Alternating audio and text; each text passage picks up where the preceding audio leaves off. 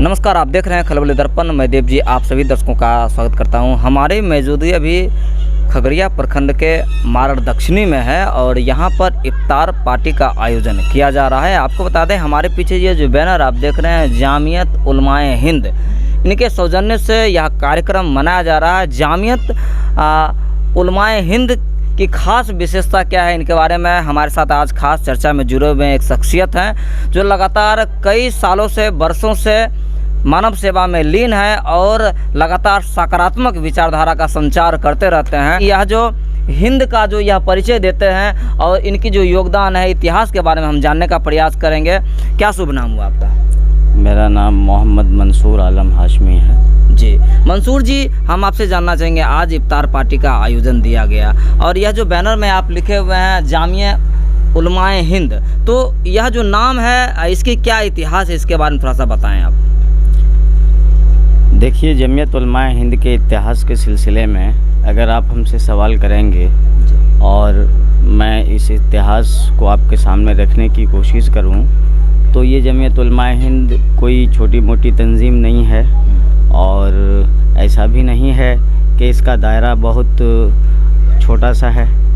ये जमात 1919 ईस्वी में इसका क़याम अमल में आया। अच्छा, 1919 ईस्वी में, आज़ादी से पहले? जी जी जी। अच्छा। 100 साल से भी ज़ायद इसके खिदमात के गुज़र चुके हैं। सबसे बड़ी बात यह है कि इस जमात का क़याम शेखुल हिंद हज़रत मौलाना महमूदुल हसन रहमतुल्लाहि अलैह के हुक्म पर इसका क़याम अमल में आया और इस जमात के अकाबिरीन की हिंदुस्तान को ग़ुलामी से आज़ाद कराने में जो कुर्बानियाँ रही हैं, आज भी वो हिंदुस्तान की तारीख़ का एक अहम हिस्सा है।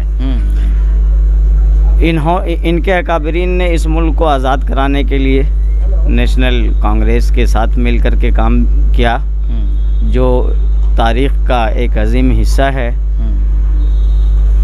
आज के पस मंज़र में हम ये कह सकते हैं कि इस जमात के पूरे मुल्क में 2 करोड़ से ज़ायद मेंबर हैं।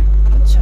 और मुल्क भर में हर ज़िले में इसकी ज़िला इकाई है, सूबाओं में इसका सूबा इकाई है और हम लोग ख़ास तौर से ज़िला भर में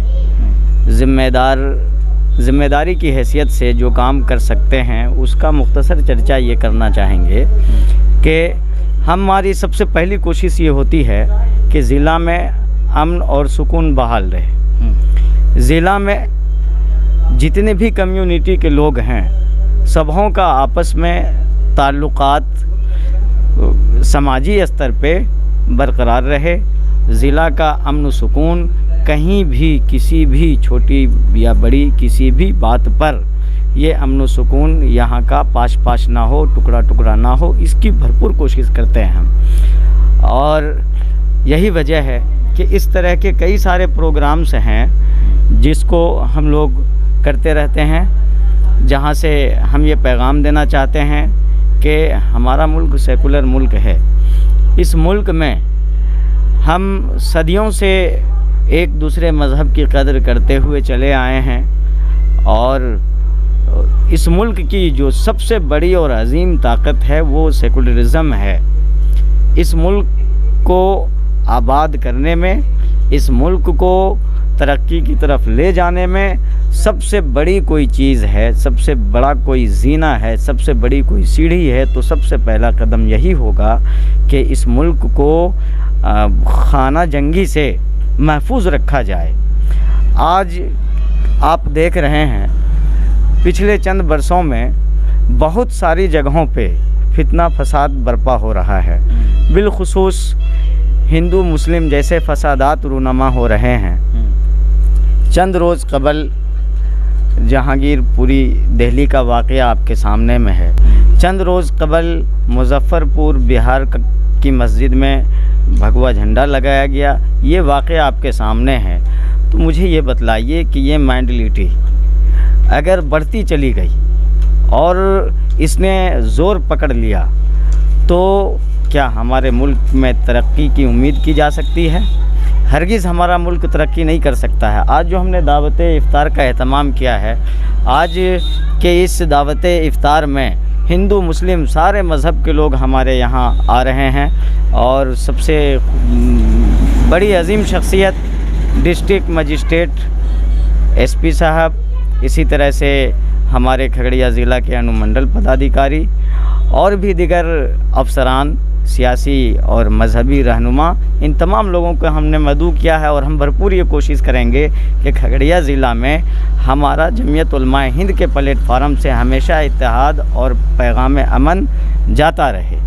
एक और बात हमसे जानना चाहिए, जैसा कि चर्चाओं में बेशुमार है, जिस हिंद की आप बात करते हैं, जमीयत उलमाए हिंद, आज़ादी के समय में इनका जो योगदान रहा उस पर हम कुछ ध्यान आकर्षण कराना चाहेंगे आपके माध्यम से दर्शकों को भी, कि आज हमारा जो भारत देश है, हिंदुस्तान है, वो हिंदुस्तान और पाकिस्तान दोनों अलग अलग जगहों पे है। और जैसा कि लोग अलग दृष्टिकोण से देखते हैं कि मुसलमानों को पाकिस्तान में रहना चाहिए, लेकिन आपकी जो यह संस्थाएं हैं, हिंदुस्तान को, आवाम को आज़ाद कराने में उन्होंने स्पष्ट यह चर्चा की, हमें हिंदुस्तान का सौम्य संस्कृति, भाईचारा प्यारा है, इसलिए हम पाकिस्तान नहीं जाएंगे, उनकी मुखालफत नहीं करेंगे, उनको सहयोग नहीं करेंगे। हमारा भारत देश महान था, महान है, महान रहेगा। इनको आज़ादी के लिए इन्होंने कुर्बानी दी, तो इसके लिए कि बड़ी मात्रा में चर्चा हो रही है आपके इस बैनर की, आपके इसके नाम की, तो उसको लेकर के इस वजह के लिए जो लोगों का सकारात्मक विचार नहीं रहता है आपके और आपके इस नाम के लिए, आपके इस कौम के लिए, इसको लेकर के उन सभी लोगों को आपके माध्यम से संदेश दें आप। देखिए, हम एक ही बात कहेंगे, हिंदुस्तान से पाकिस्तान का बंटवारा, हमारे बुज़ुर्ग जो जमीयत उलमाए हिंद के अकाबरीन थे, इन्होंने एड़ी चोटी की जोर लगाई, इन्होंने खून के आंसू बहाए कि इस मुल्क का बंटवारा ना हो।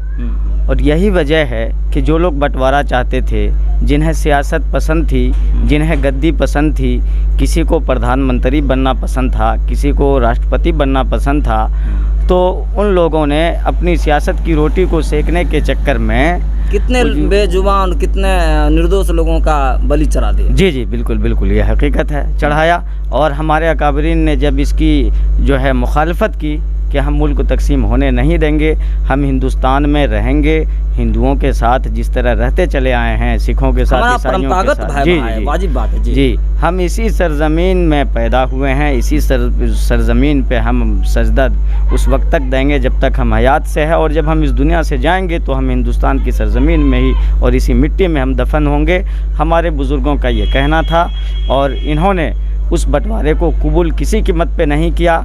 तो फिर यह है कि इस मुल्क को सेकुलर मुल्क बनाने के लिए जमीयत उलमाए हिंद के बुज़ुर्गों की भी बड़ी कुर्बानी रही, और इसी बुनियाद पर कि ये मुल्क सेकुलर रहेगा, किसी एक मज़हब का नहीं होगा, हमारे अकाबरीन ने इस मुल्क में रहने को पसंद किया, बावजूद इसके कि चॉइस था, लेकिन हमने चॉइस कबूल नहीं किया। इसका मतलब ये है कि यहाँ पे जो सकारात्मक सोच है, भाईचारा का प्यार है, वो अटूट हो गया था, उन्हें छोड़ के जाना गुबार नहीं था, इसलिए यहाँ पे रहने के लिए यहाँ पे सभी लोगों ने पसंद किया। जी जी, बिल्कुल, बेशक यही है। हम आखिर में यही कहेंगे, हिंदी हैं हम, वतन है हिंदू सिता हमारा, मज़हब नहीं सिखाता आपस में बैर रखना, हिंदी हैं हम, वतन है हिंदू सिता हमारा। हम अपने हिंदुस्तान में मोहब्बत और भाईचारे को जितना ज़्यादा बढ़ावा दे सकते हैं, ये आज की और आज के वक्त की सबसे बड़ी ज़रूरत है। एक और मूल चीज़ आपसे बात करते हैं, व्यापारिक दृष्टिकोण से अगर हम इन सभी समुदायों का अगर संरचना देखें तो उसके बारे में ध्यान आकर्षण करना चाहते हैं, क्योंकि आज की ये परिवेश में 21वीं सदी में इसकी चर्चा होनी अत्यंत आवश्यक है। हम बात करते हैं हिंदुओं के, खास करके पर्व त्यौहार की अगर बात करते तो हिंदुओं के जितने भी पर्व त्यौहार है वो एक बिजनेस का स्वरूप है, व्यापार का स्वरूप है। अगर हिंदुओं के व्यापार ना हो तो क्या अलग धर्म के जो भी व्यापारी इसमें शामिल है, क्या अपने व्यापार कर पाएंगे? व्यापारिक दृष्टिकोण से भी हमारा एक जुड़ाव होना चाहिए, आत्मा का मिलन होना चाहिए, तभी हमारा सकारात्मक संचार हो पाएगा। कई रिश्ते हैं, फकत व्यापार और बिजनेस का ही रिश्ता नहीं है। हमारा अगर कोई पड़ोसी हिंदू है तो हम ये पैगाम देते हैं मुसलमानों को कि अगर उसके घर में खाना नहीं बना, हमने खाना खा लिया, हमने उसके घर का जायज़ा नहीं लिया, तो हमारा खाना हलाल नहीं, हमारा खाना हराम है। अगर हमारे पड़ोस में कोई हिंदू है, मरीज़ है, बीमार है, और हम रुपये की नशे में घूम रहे हैं तो आप यकीन जानिए हम सारे मुसलमानों को, ये जमीयत उलमा हिंद ही नहीं, मुसलमानों की सारी तंजीमें और मसाजिद के मिंबर से ये ऐलान होता है कि आप उनके साथ खिदमत खल्क का मामला फरमाइए। और यही वजह है कि आपको हम बता दें, जमीयत उलमा हिंद के वैसे मौके पर जब कहीं आफत आ जाए, मुसीबत आ जाए, आप खगड़िया ज़िला के किसी भी कोने में जाइए जहां आफत और मुसीबत से लोग घिर गए हों, मसलन कहीं सैलाब आ गया हो, आग लग गई हो, तो हम लोग जब वहां खिदमत खल्क के लिए जाते हैं, सामान लेकर के जो हम लोग इकट्ठा कर पाते हैं लेकर के जाते हैं, तो हम हरगिज़ ये फ़र्क नहीं करते कि मुसलमान को दो और हिंदू को नहीं दो। हम सबसे पहले ये कोशिश करते हैं कि हम हिंदू भाई को दें, उसके बाद मुसलमान को दें।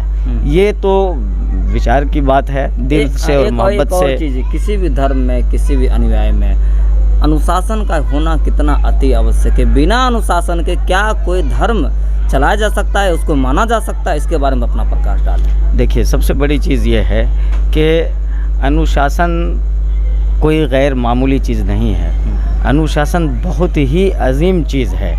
अनुशासन के ही लिए मज़हब आया, और कोई मज़हब ऐसा नहीं है जो इस बात की इजाज़त देता हो कि हम अनुशासन के ख़िलाफ़ कोई कदम उठाएं। मज़हब का रोल अनुशासन के साथ बहुत ही ज़ोरदार रोल है। अनुशासन से कभी कभी लोग जब भटक जाते हैं तो मज़हब उसको अपने दामन में लेकर के संभालने की कोशिश करती है, और वो संभल भी जाते हैं। यही वजह है कि जिस कदर कानून का डर लोगों के दिल में है, उससे कहीं ज़्यादा डर परमात्मा का है, ईश्वर का है। हम किसी पे जुल्म करेंगे तो इसका खौफ कुछ मेरे हिसाब से कम ही होगा कि पुलिस हमारा क्या कर लेगी, लेकिन उससे कहीं ज़्यादा हमारे दिल में इस बात का खौफ होता है कि खुदा के यहाँ हमको जवाब देना होगा। जी बिल्कुल। एक और चीज़, अंतिम चीज़ आपसे कहना चाहेंगे, जैसा कि आपने बताया कि अनुशासन और मजहब, तो अनुशासन की अगर बात करते हैं तो अनुशासन का जो धैर्य है, परंपरा है, विश्वास है, और मजहब की बात करें तो कुछ लोग क्या करते हैं कि अनुशासन को अपनाकर वो विचारधारा नहीं अपनाते हैं और धर्म का केवल आडंबर करते हैं। जब जिस धर्म में अनुशासन का प्रवृत्ति ना हो, वह धर्म की आस्था कितनी प्रबल हो सकती है, इसको लेकर के क्या कुछ कहना चाहेंगे? सब ऐसा नहीं है, और मज़हब वो हो नहीं सकता जो नफ़रत का पैगाम दे। मज़हब वो हो नहीं सकता जो आपस में इख्तिलाफ सिखाए। मज़हब वो हो नहीं सकता जो गरीबों पर जुल्म करना सिखाए। तो कुल मिलाकर के मज़ाहिब जितने भी आए हैं दुनिया में, सभी के आने का मकसद ही सुकून और आपसी भाईचारे और इंसानियत को बहाल करना रहा है। तो हम भी यही कहेंगे कि जितने भी मज़हब के मानने वाले लोग हैं, अगर आप मज़हब से भटके हैं तभी आप एक दूसरे के खून के उतारू हो सकते हैं।